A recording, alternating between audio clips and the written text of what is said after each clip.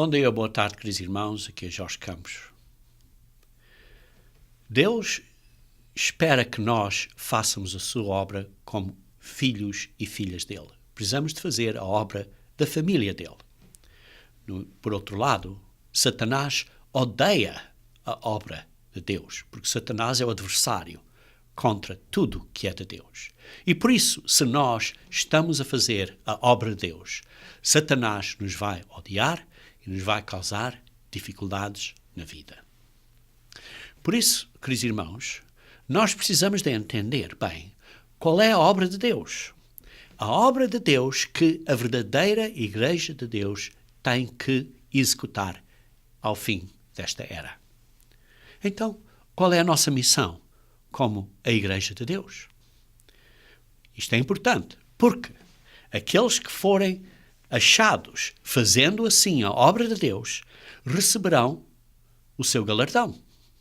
Enquanto que, ao mesmo tempo, enquanto estão a fazer a obra de Deus, vão ser atacados por Satanás nesta vida. E precisamos de entender isso.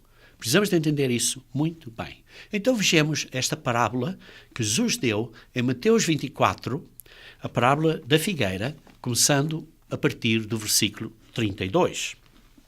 Mateus 24, a partir do versículo 32. E diz assim: Aprendei, pois, a parábola da figueira. Quando já os seus ramos se renovam e as folhas brotam, sabeis que está próximo o verão. Sabemos, a estação está próxima.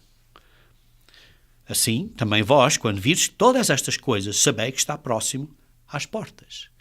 E então ele tinha descrito, nos versículos anteriores, várias coisas que iriam acontecer antes da vinda de Cristo, da segunda vinda de Cristo. E por isso ele está a dizer, vocês quando virem estas coisas todas, não é só uma ou outra em isolação, mas todas a acontecerem ao mesmo tempo, numa grande crise do tempo do fim. Esta crise da qual estamos mesmo muito perto para arrebentar. Então sabemos que está próximo. Está às portas. Sabemos que a vinda de Cristo está às portas. Em verdade vos digo, não passará esta geração sem que tudo isto aconteça. Está mesmo às portas. Passará o céu e a terra, porém as minhas palavras não passarão, disse Jesus. Versículo 36. Mas a respeito daquele dia e hora, ninguém sabe, nem os anjos dos céus, nem o Filho, senão o Pai. E por isso muitas pessoas hoje em dia fazem prognosticações e ideias. Olha, já estamos isto, vai acontecer neste ano ou naquele ano. Queridos irmãos, ninguém sabe o dia e a hora. Sabemos que a estação está perto. A estação deste verão, da vinda de Cristo, está perto, está às portas. Mas não sabemos o dia. E depois continua a descrever como semelhante aos dias de Noé. E por isso diz no versículo 42, portanto, vigiai, porque não sabeis em que dia vem o vosso Senhor. Não sabemos, simplesmente não sabemos. Mas considerai isto, se o pai da família soubesse a que hora viria o ladrão, vigiaria, não deixaria que fosse roubada a sua casa. Por isso ficais também vós apercebidos, porque à hora em que não cuidais, o Filho do homem virá. Quando vocês não estão à espera, é quando Jesus Cristo vai voltar. E depois diz assim: quem é, pois, o servo fiel e prudente a quem o Senhor confiou os seus conservos para dar-lhes o sustento a seu tempo? Bem-aventurado aquele servo, versículo 46, a quem seu Senhor, quando vier, achar fazendo assim. Achar fazendo a obra de Deus. Então, qual é a obra de Deus? Qual é a obra de Deus? Porque diz que seremos bem-aventurados, seremos abençoados, se estamos a fazer a obra dele. Então, o que é a obra de Deus? Isto é um ponto muito importante para não negligenciarmos. Todos nós, individualmente, temos responsabilidades ou papéis individuais para fazer a obra de Deus, mas tem que ser a suportar a obra geral da Igreja de Deus, a suportar, a pôr os ombros atrás desta obra para ajudar a obra a ser completada. Individualmente, temos papéis diferentes, responsabilidades diferentes. É como numa empresa tem uma certa missão, isto é, digamos assim, a empresa espiritual de Deus, que tem uma certa missão, tem uma certa responsabilidade a fazer, a pregar esta boa nova, mas nós individualmente, como por exemplo, trabalhadores nesta empresa espiritual, temos funções diferentes a suportar a obra desta empresa espiritual, que é a Igreja de Deus. E por isso, nós temos uma missão a fazer, como a Igreja de Deus. Qual é a missão? Qual é a missão? Jesus Cristo, em Mateus 18 a 20, deu-nos esta missão. Vejam comigo, se faz favor, Mateus 28, 18 a 20.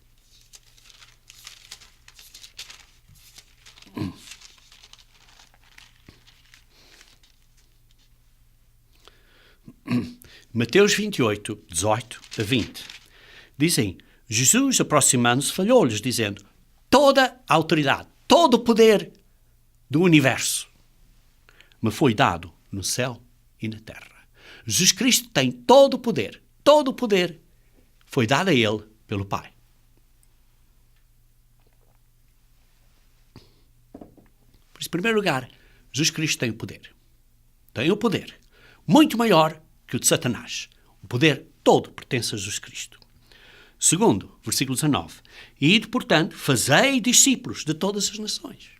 Nós, como membros da Igreja, temos que ir e fazer discípulos de todas as nações. Essa é a nossa responsabilidade. Para fazer discípulos, temos que pregar e alguns serão chamados para serem discípulos de todas as nações. Ora, como é que podemos fazer isto? Vamos continuar a ler isto. Continua assim, batizando-os em nome. E isto aqui é um ponto que algumas pessoas dizem, esta escritura não devia de estar aqui. Diz assim, em nome do Pai, do Filho e do Espírito Santo. As pessoas não ficam um bocado aborrecidas com esta frase, porque sabemos que todos os batismos foram feitos em nome de Jesus Cristo. E somos instruídos a batizar as pessoas em nome de Jesus Cristo. E isso é o que fazemos. Batizamos pessoas em nome de Jesus Cristo. É pela autoridade de Jesus Cristo. Ele é que abriu o caminho. E batizamos as pessoas em nome, isto é, pela autoridade de Jesus Cristo. Então o que é que está aqui escrito? É porque a tradução talvez não tenha sido uma das melhores, porque em nome devia ser mais no nome, ou para dentro do nome do Pai e o nome do Filho e do Espírito Santo. O que é que isto quer dizer? Isto é para dentro do corpo espiritual da família de Deus. Do corpo espiritual. Somos batizados para dentro, para sermos membros desta, digamos assim, organização espiritual, que é o corpo de Deus, para fazermos a obra dele.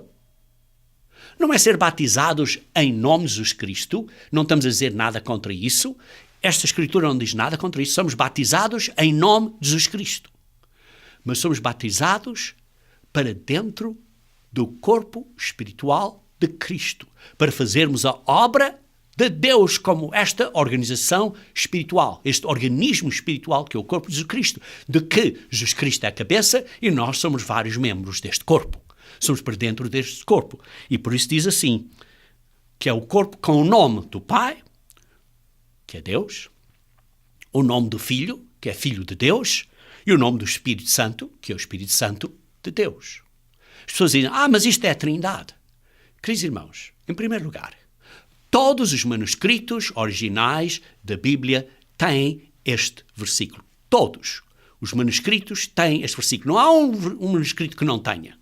Por isso não podemos estar a tirar coisas. Não podemos estar a tirar frases da Bíblia. Porque se tirarmos, como Apocalipse 22, 19 diz, então ele tirará a nossa parte da árvore da vida. E a nossa parte da cidade santa e a nossa parte das coisas que se acham escritas neste livro. Das recompensas e galardão. Por isso, não podemos tirar nada, mas precisamos de entender qual é o significado. Ora, vejam, mantendo o dedo aí em Mateus 28, vejam comigo brevemente, Efésios 3, versículos 14 a 17. Efésios 3, versículos 14 a 17. Efésios 3, mantenham o dedo aí em Mateus 28, porque vamos voltar aí de novo, mas vejam comigo, se faz favor, em Efésios 3, versículos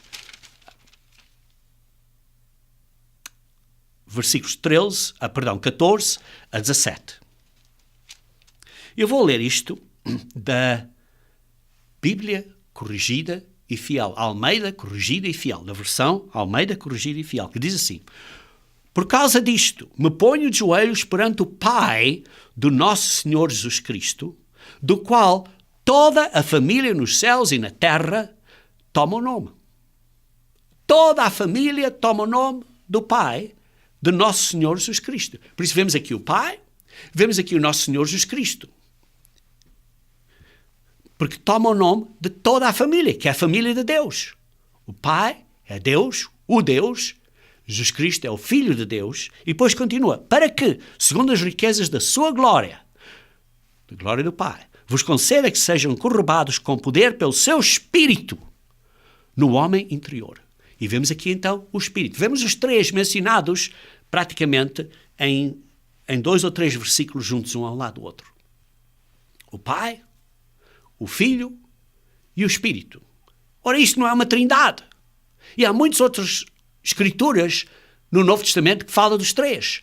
O Pai, que é o Pai da glória, o que ressuscitou Jesus Cristo que foi o que morreu por nós e por isso é pelo qual nenhuma outra pessoa será salva, mas pelo nome de Jesus Cristo, e o poder do Espírito Santo, que o Pai usou para ressuscitar Jesus Cristo, e que diz assim, é este poder do Espírito Santo que é para entrar em nós, para que Cristo habite pela fé nos nossos corações, a fim de que, estando arraigados e fundados em amor. É através do poder do Espírito Santo que Jesus Cristo e o Pai vivem em nós. E por isso, os três estão juntos. Mas aqui o importante é que diz, do qual toda a família nos céus e na terra toma o nome. Por isso é que se chama a Igreja de Deus. Porque toma o nome de Deus. Por isso é que Jesus Cristo disse também, Pai, guarda-os no teu nome. No nome da família. Toda a família nos céus e na terra toma o nome. O nome de Deus. Continuando então no Mateus 28, diz assim, primeiro, toda a autoridade foi dada a Jesus Cristo. Segundo, fazei discípulos de todas as nações. E terceiro, ensinando-os a guardar todas as coisas que vos tenho ordenado. E eis que estou convosco todos os dias, até a consumação do século. Por isso temos aqui, na nossa missão, a responsabilidade de, pela autoridade de Jesus Cristo, de fazer discípulos de todas as nações, para pôr esses discípulos dentro da Igreja de Deus, dentro do corpo de Cristo, da organização espiritual que faz a obra de Deus. E fazendo esta obra dentro desta organização espiritual, como? Através do Espírito Santo de Deus. E então, ao mesmo tempo, precisamos de ensinar a estas pessoas que Deus chamou para estarem na Igreja de Deus, dentro da Igreja de Deus. Preciso de ensiná-los todas as coisas que nos ordenou, que Jesus Cristo nos ordenou.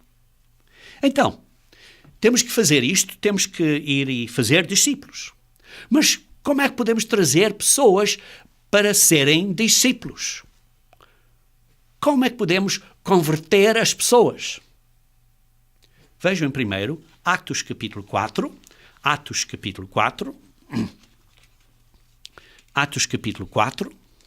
versículo 11 a 12. Diz assim, Jesus é a pedra rejeitada por vós, os construtores, a qual se tornou a pedra angular. E não há salvação em nenhum outro, porque abaixo do céu não existe nenhum outro nome dado entre os homens, pelo qual importa que sejamos salvos. Somos salvos pelo nome de Jesus Cristo.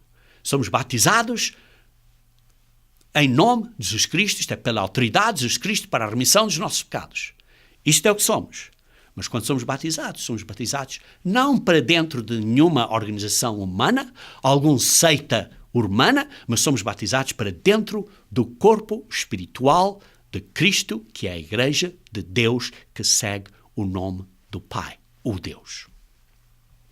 Então, como é que, voltando à mesma pergunta que fiz há pouco, como podemos trazer as pessoas a Jesus Cristo? Porque tem de ser só por este nome, temos de trazer as pessoas a Jesus Cristo. Como é que as pessoas podem ir a Jesus Cristo?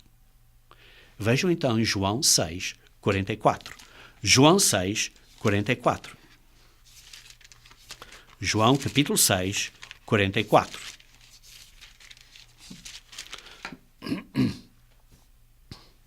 Diz assim: ninguém pode vir a mim, disse Jesus Cristo, se o Pai que me enviou não o trouxer. E eu então o ressuscitarei no último dia.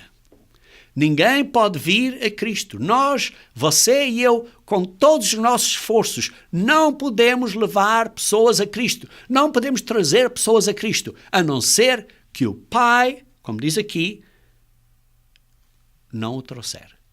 O Pai tem que trazer essa pessoa. O Pai tem que chamar essa pessoa para virem a Cristo. Isto é um ponto muito difícil para pessoas entenderem. Pessoas não entendem isso de uma maneira geral. Pensam, não, tem que fazer certas coisas para as pessoas virem a Cristo. Mas não é o que Cristo disse. Ninguém pode vir a Cristo se o Pai que me enviou não o trouxer. É uma frase muito simples que Jesus Cristo disse e temos que acreditar, porque é a palavra de Jesus Cristo. É a palavra dele mesmo. E ele não mente. E depois continua, um bocadinho mais adiante, no versículo 65. Diz assim, prosseguiu. Por causa disto, é que vos tenho dito, ninguém poderá vir a mim se pelo Pai não lhe for concedido. Vocês que entendem isto? Vocês entendem o significado enorme disto? Vocês entendem que nenhuma pessoa pode vir a ser um verdadeiro cristão a não ser que o Pai chame essa pessoa. A responsabilidade está no Pai. Então, como é que podemos fazer discípulos de todas as nações? Como lemos em Mateus 28. Só podemos fazer discípulos de todas as nações, daqueles que os pais chamam. E então nós, esses que são a ter chamado, ouvem a pregação que nós fazemos e então, com a pregação, aprendem e arrependem-se e vêm para Cristo.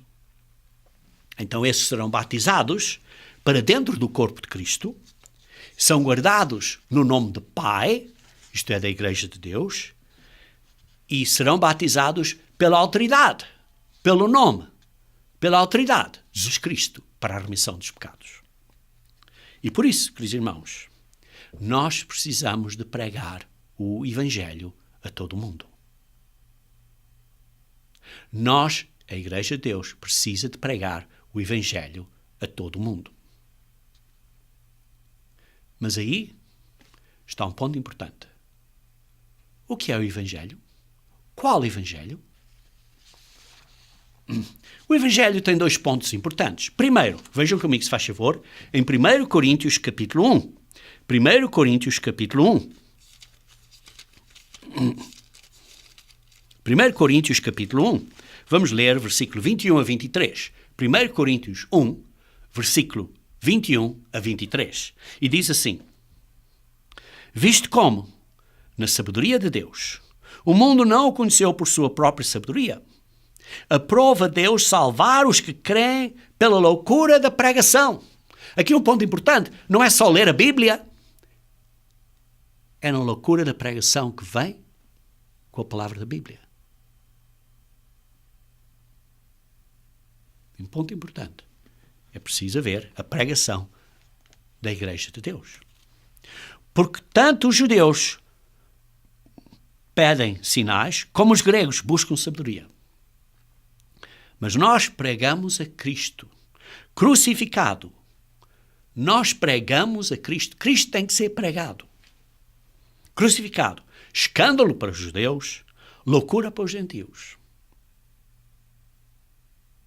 Mas para os que foram chamados, como disse, temos que ser chamados pelo Pai, tanto judeus como gregos, pregamos a Cristo, poder de Deus e sabedoria de Deus.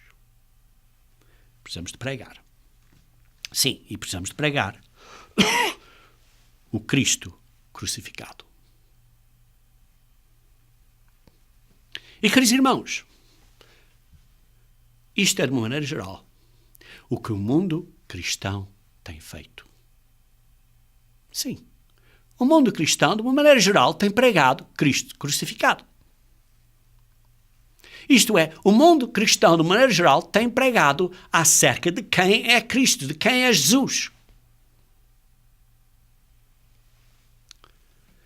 Mas isso, por si próprio, foi criticado por Jesus. O quê? Sim. Pregar somente acerca da pessoa de Jesus, de quem foi Jesus, por si próprio, foi criticado por Jesus. Como é isso possível? Leiam comigo, se faz favor, em Lucas 6, 46 a 49.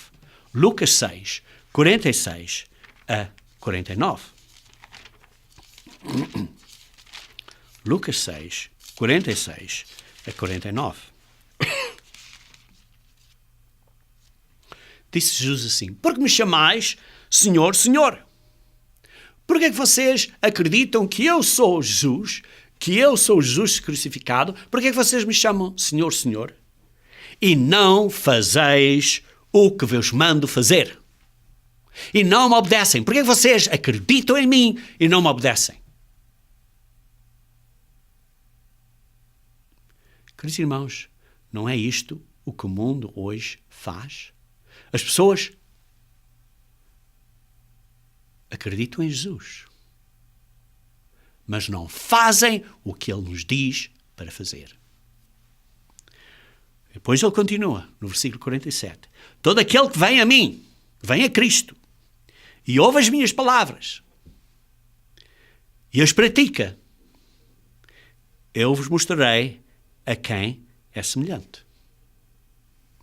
É semelhante a um homem que, edificando uma casa, cavou, abriu profunda vala e lançou o alicerce sobre a rocha, e vindo a enchente, arrojou-se-lhe o rio contra aquela casa e não pôde abater, não pôde abalar, por ter sido bem construída. Quando vocês ouvem as palavras de Deus e as praticam, isto é, quando vocês acreditam em Jesus e praticam o que Jesus disse para fazer, é como se tivesse uma casa bem construída. Por outro lado, versículo 49. Mas o que ouve e não pratica é semelhante a um homem que edificou uma casa sobre a terra sem alicerces e arrojando-se-lhe o rio contra ela, logo desabou e aconteceu que foi grande a ruína daquela casa. Foi destruída. E nós seremos destruídos se não praticamos o que Jesus Cristo disse para fazer. Por isso, simplesmente pregar quem foi Jesus Cristo, acreditar em Cristo e não obedecer a Ele, vamos ser destruídos. Queridos irmãos, acreditar em Cristo quer dizer que precisamos de fazer o que Ele nos diz para fazer. Precisamos fazer o que Ele nos manda fazer. Está muito claro aqui. Lemos no versículo 46. É o que ele diz. Vejam como ele repetiu a mesma coisa, mas de outra maneira, em Mateus 7. Mateus 7. Versículo 21 a 23. Mateus 7. Perdão, 21 a 23.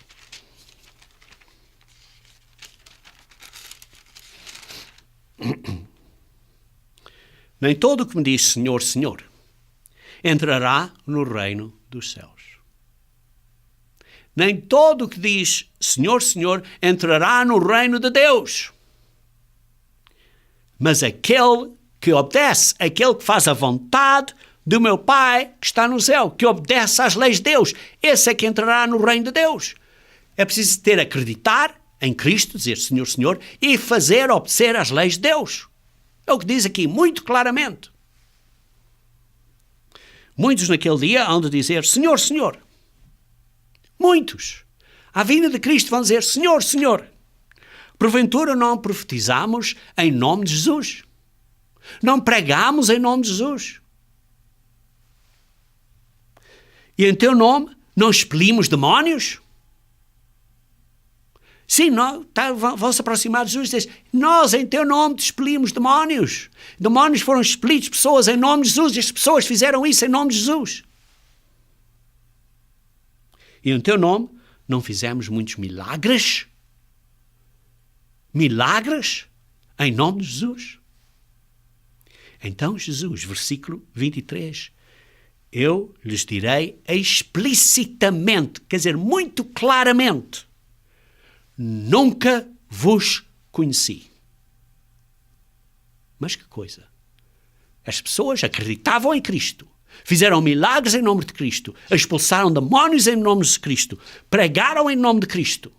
E Cristo disse, nunca vos conheci.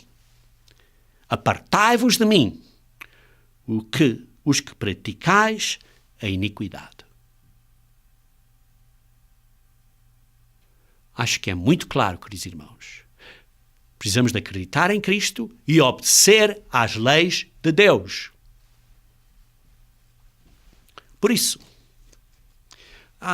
pregar o Evangelho é muito mais do que simplesmente pregar acerca de quem é Jesus Cristo crucificado. Porque isso é o cristianismo, em geral, faz isso. Mas eles desobedecem a Deus. E onde é que desobedecem a Deus? Entre as leis de Deus, qual dos 10 mandamentos é que não obedecem? Não obedecem o mandamento do sábado. Dos sábados semanais e anuais. Os sábados são um sinal do obediente povo de Deus. Vejam comigo, se faz favor, em Êxodos 31. Êxodos capítulo 31. Êxodo capítulo 31. Êxodo capítulo 31. Versículo 13 e 14. Êxodo 31, versículo 13, 1:3 e 14, 1:4. Tu, pois, falarás aos filhos de Israel e lhes dirás, certamente guardareis os meus sábados, pois é sinal entre mim e vós nas vossas gerações, para que sabeis que eu sou o Senhor, que vos santifica. Portanto, guardareis o sábado, porque é santo para vós outros. Aquele que o profanar, morrerá. Aquele que profanar o sábado, morrerá. Pois qualquer que nele fizer alguma obra, será eliminado do meio do seu povo. Será eliminado do meio do seu povo. Isto é o que a lei de Deus diz. E Tiago diz, se vocês quebram uma lei, é como se quebrassem todas. Precisamos de guardar o sábado. O cristianismo, de maneira geral, não guarda o sábado, que isto é de sexta-feira ao pôr-do-sol, ao sábado ao pôr-do-sol. Não guardam o sábado semanal. E os sábados anuais de Deus também não guardam. Por isso, queridos irmãos, pregar acerca da pessoa Jesus Cristo não é suficiente. Sim, não é suficiente. O Evangelho que nós pregamos, além de ser pregar acerca de quem é Jesus Cristo, sim, isso é importante, ninguém diz que isso não é importante, mas além disso, temos que pregar o Evangelho que Jesus pregou. Temos que pregar a boa nova que Jesus pregou. Precisamos de ensinar o que Ele nos disse para ensinar. Isso é o que nós temos que pregar. O que é que Jesus pregou? Vejam comigo em Marcos capítulo 1, versículos 14 e 15. Marcos 1, capítulo 1, Marcos 1, versículos 14 a 15. Marcos 1, 14 a 15.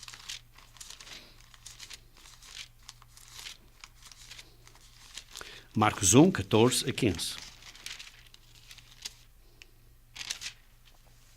Depois de João, isto é João Batista, ter sido preso, foi Jesus para a Galileia, pregando o Evangelho do Reino de Deus, como está escrito na Almeida, Revista e Corrigida. Pregando o Evangelho do Reino de Deus. Qual foi o Evangelho que Jesus Cristo pregou? Qual foi a boa nova que Jesus Cristo pregou? E ele pregou a boa nova do Reino de Deus, dizendo: o tempo está cumprido e o Reino de Deus está próximo, arrependei-vos e crede no Evangelho. Arrependei-vos. Pregou o Evangelho do Reino de Deus, pregou o arrependimento completo, uma mudança de vida completa, parar de pecar e obedecer a Deus.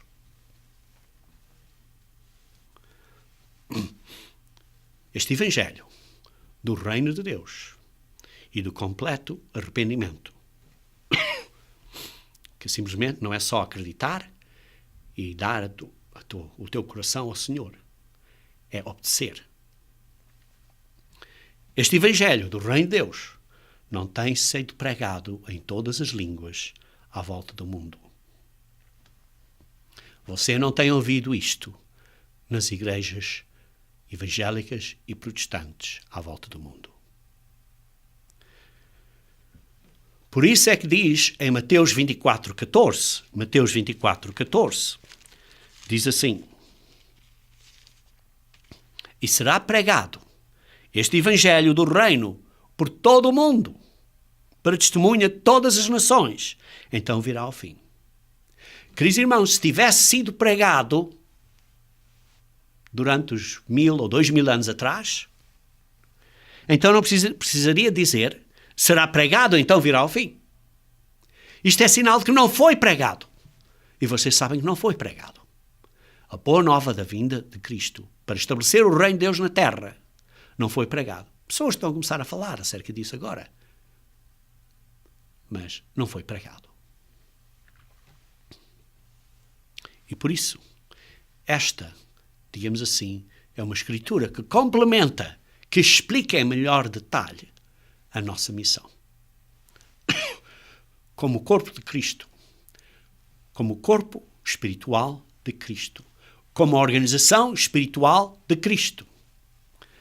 Nós somos um povo organizado a fazer a obra de Deus. E a obra de Deus é a obra de pregar o reino de Deus, a vinda de Cristo, o reino de Deus a ser estabelecido na terra e trazer paz para a terra. E Jesus Cristo vai ser o Rei dos Reis e Senhor dos Senhores. Como um corpo, como uma organização, o povo de Deus traz os seus recursos individuais e conjuntamente fazem a obra de Deus. E por isso necessita um trabalho através de uma equipe, de um povo trabalhando como equipe. Com licença. Precisamos de trabalhar juntos como se fôssemos uma equipe. Então, qual é o sinal da verdadeira Igreja de Deus? Qual é o sinal da verdadeira Igreja de Deus? Qual é a verdadeira Igreja de Deus? Primeiro, é uma igreja que prega acerca de Jesus. Jesus, o nosso Salvador. Jesus crucificado. Só poderemos ser salvos em nome de Jesus. Somos batizados só por um único nome, em nome de Jesus, pela autoridade de Jesus. Segundo,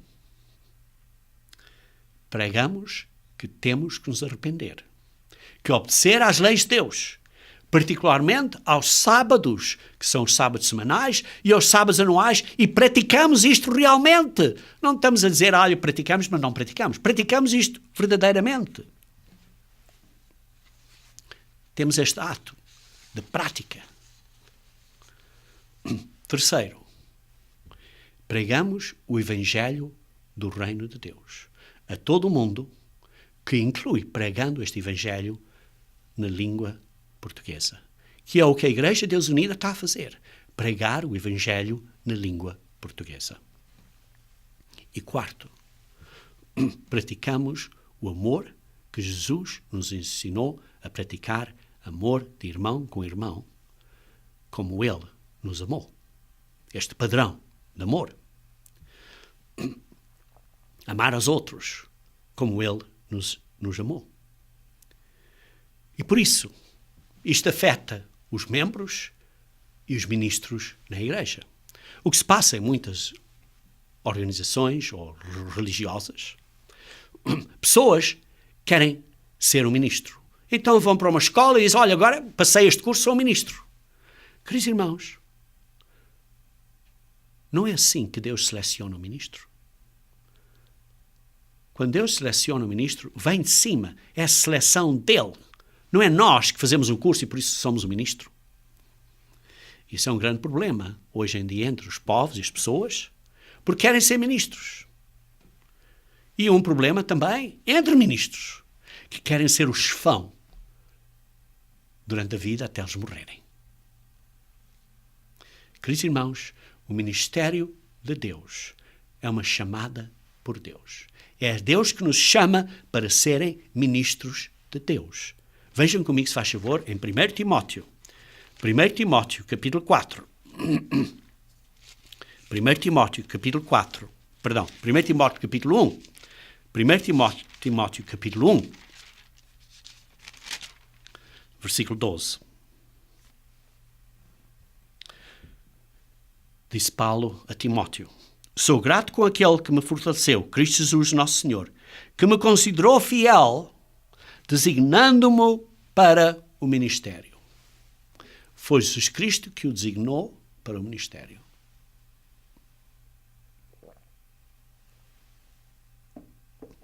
Foi Jesus Cristo que orou e decidiu quem viriam a ser os seus apóstolos. Não foram pessoas que dizer, olha, eu vou ser o teu apóstolo. Não. Foi Jesus Cristo que orou e disse, olha, tu vem, e os designou como apóstolos. Igualmente a Paulo. Foi Jesus Cristo que designou a ele para o ministério. Jesus Cristo foi Jesus Cristo que pôs Paulo no ministério. E é isso que Jesus Cristo faz com todos os seus ministros. Ele é que escolhe, ele é que designa, ele é que aponta pessoas como ministros dele. Não fui eu que escolhi ser um ministro. Mas fui escolhido e me disseram, olha, queremos que venhas a ser um ministro. Mas não foi minha escolha. Queridos irmãos, vejam também Atos capítulo 20. Atos capítulo 20. Outro exemplo aqui. Atos capítulo 20, versículo 24 a 25. Diz assim, porém, em nada considero a vida preciosa para mim mesmo, disse Paulo, contanto que complete a minha carreira. Qual é a carreira? É a carreira dele fazer a obra de Deus na igreja de Deus, a carreira de ser um ministro de Deus e fazer essa responsabilidade. E o ministério que recebi de quem? Do Senhor Jesus. Não foi o ministério que Paulo decidiu ser um ministro, não. Recebeu o ministério de Jesus. Para testemunhar o evangelho da graça de Deus, que é o evangelho do reino de Deus. Agora eu sei que todos vós, em cujo meio passei pregando o reino, não vereis mais o meu rosto. Estava estou a dizer a Deus, vocês não me vão ver esta última vez que vocês me veem. Estava a dizer a Deus a eles, isto ele convocou todos os outros ministros. E depois vejam no versículo 28, disse ele a falar aos outros ministros, que ele falou aí em Éfeso. E disse assim, atendei por vós e por todo o rebanho, sobre o qual o Espírito vos constituiu bispos, vos constituiu ministros, vos constituiu anciãos. Entendei por todos vós e por todo o rebanho, sobre o qual o Espírito Santo vos constituiu bispos, para pastoreares a Igreja de Deus, que está no nome do Pai, de Deus, a Igreja de Deus, a qual Ele comprou, isto é, Jesus Cristo comprou, com o seu próprio sangue.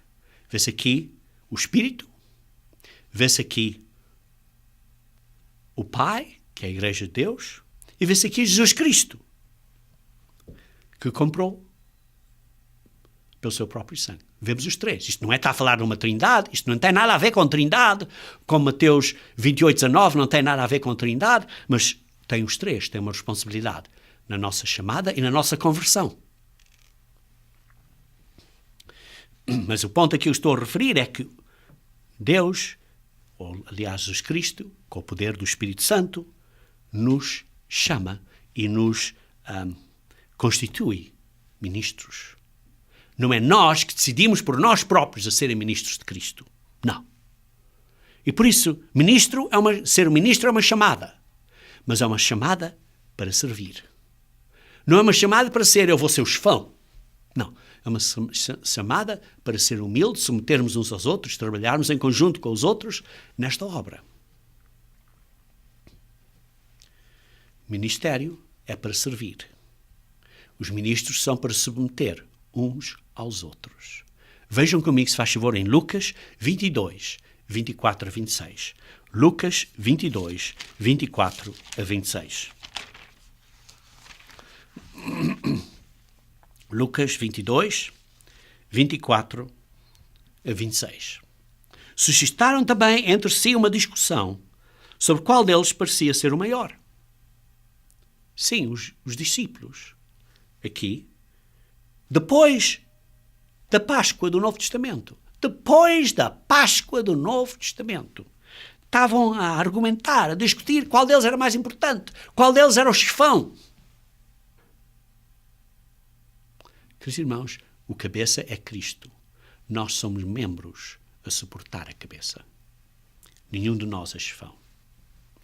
E diz assim: mas Jesus lhes disse, os reis dos povos dominam sobre eles, e os que exercem autoridade são chamados benfeitores. Mas vós não sois assim. Pelo contrário, o maior entre vós seja como menor, e aquele que dirige seja como o que serve. Pois qual é maior? Quem está à mesa de que serve. Porventura, não é quem está à mesa, pois no meio de vós eu sou como quem serve. Jesus Cristo deu o exemplo. Como ministros, temos de servir uns aos outros. Servir o povo. Servir a Igreja de Deus. E no Novo Testamento, Jesus Cristo pôs 12 apóstolos sobre a Igreja. Nenhum deles foi chefão. Nenhum deles foi chefão. Eram 12 apóstolos que se reuniam e discutiam e debaixo da inspiração do Espírito Santo, pela guia da cabeça, que é Jesus Cristo, através do Espírito Santo, foram guiados a fazer certas decisões, como, por exemplo, foi o caso da conferência de Atos 15, em que se reuniram e chegaram a essa conclusão. Às vezes, sim, é verdade, que Deus usa uma pessoa para dar certos avanços na obra dele. Quando ele usa uma pessoa, ele então faz isso bem evidente ao mundo que essa pessoa é o servente dele.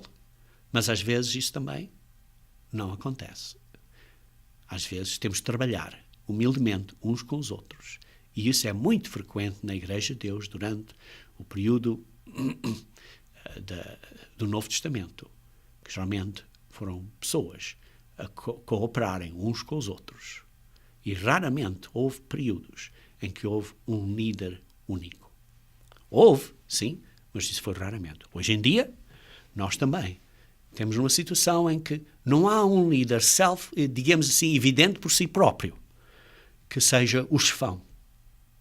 Não há. O chefão é Jesus Cristo. O cabeça é Jesus Cristo. E por isso nós, na Igreja de Deus Unidas, temos um conselho de anciãos. São 12 anciãos, tal como eram os 12 apóstolos na Igreja do Novo Testamento. Por isso, como disse, a Igreja de Deus, a verdadeira Igreja de Deus, tem que ter pelo menos estes pontos. Primeiro, tem que pregar acerca de Jesus, o nosso Salvador, Jesus crucificado. Sim. Mas isso por si próprio não é suficiente, porque o mundo faz isso, mas negligencia o resto. Segundo, a Igreja de Deus tem que pregar que precisamos nos arrepender. Precisamos de arrependimento, de verdadeiro arrependimento, isto é, obedecer às leis de Deus, e a lei sinal que temos que obedecer é o sábado semanal e os sábados anuais. Terceiro, precisamos de fazer a obra de Deus. Em conjunto, como uma equipe, Precisamos de fazer a obra de Deus, que é pregar o Evangelho do Reino de Deus como um testemunho para todo o mundo. E aqueles que Deus chama, então, serão batizados em nome de Jesus Cristo e serão membros deste corpo espiritual, são para ajudar esta obra. E os serventes, os ministros na Igreja de Deus, são apontados por Deus próprio, por Jesus Cristo, através do poder do Espírito Santo, num espírito de amor de uns para com os outros e de humildade uns para com os outros. E finalmente, precisamos de ensinar todos os ensinamentos que Jesus Cristo nos disse para ensinarmos. Quando fazemos isto, somos verdadeiros instrumentos nas mãos de Deus. Somos a verdadeira Igreja de Deus. E quando fazemos esta obra, quando Deus nos acha fazendo assim, estamos envolvidos nesta obra, Satanás nos vai atacar. Por várias maneiras, seja por divisão, seja por cegar, para as pessoas não entenderem a verdade, seja por causar dificuldades. Por isso é que diz Jesus Cristo, na oração, digamos assim, de modelo, no Pai Nosso, diz assim, livra-nos. Vejam comigo, se faz favor, em Mateus 6, versículo 13, deixe-me ler, em vez de simplesmente dizer Mateus 6, versículo 13. Veja como Jesus Cristo pôs isso na oração modelo. Mateus 6, versículo 13. Diz assim, não nos deixes cair em tentação, mas livra-nos do mal. Isto é, do maldoso, que é o diabo. Livra-nos do maldoso, do maligno. Queridos irmãos, precisamos de orar todos os dias, diariamente, para Jesus Cristo nos livrar do maligno.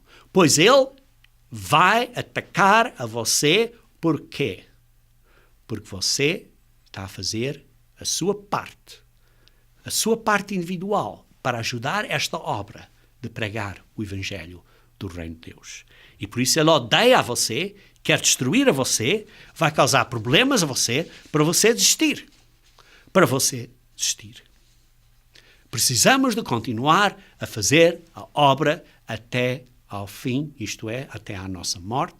Precisamos de perseverar até ao fim. Não estou a dizer que é fácil. Vai ser difícil. De dia a dia, cada vez mais difícil. Mas precisamos de perseverar até ao fim. A nossa obra individual possa ser um bocadinho diferente de outra pessoa, como, por exemplo, a mão tem uma certa responsabilidade, enquanto, por exemplo, o ombro tem outra responsabilidade. Por exemplo, o estômago tem outra responsabilidade. O pé tem outra responsabilidade. Mas todo em conjunto, como membros do corpo espiritual de Cristo, fazemos a obra de pregar o Evangelho. Suportamos o corpo, suportamos a boca para pregar o Evangelho do Reino de Deus ao mundo como um testemunho. Então vejam o que é que Jesus Cristo disse antes de morrer em João 17. João 17, versículo 3 a 5. João 17, versículo 3 a 5, diz assim: E a vida eterna é esta, que te conheci a ti, o único Deus Pai verdadeiro, e Jesus Cristo a quem me enviaste.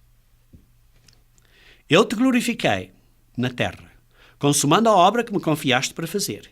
E agora glorifica-me, ó Pai, contigo mesmo, com a glória que eu tive junto de ti antes que houvesse o mundo. Jesus Cristo está a pedir, glorifica-me, Pai, com a glória que tinha antes da criação do mundo. Mas vejam no versículo 4 o que é que ele disse. Consumando a obra que me confiaste para fazer. Isto é, Jesus Cristo disse, eu completei a obra que me deste para eu fazer. Eu completei a obra. A pergunta é, queridos irmãos, você vai completar a obra que Deus deu a você individualmente para fazer? Porque a sua obra individual é diferente da minha, mas todos nós temos uma obra que em conjunto ajudamos a Igreja de Deus a completar a sua missão. Por exemplo, ajudamos a Igreja de Deus Unida a completar a sua função de pregar este Evangelho da Boa Nova ao mundo, particularmente para vocês em português. Queridos irmãos, quando Jesus Cristo vier, Ele vai achar você fazendo assim a obra de Deus. Você precisa de responder esta pergunta.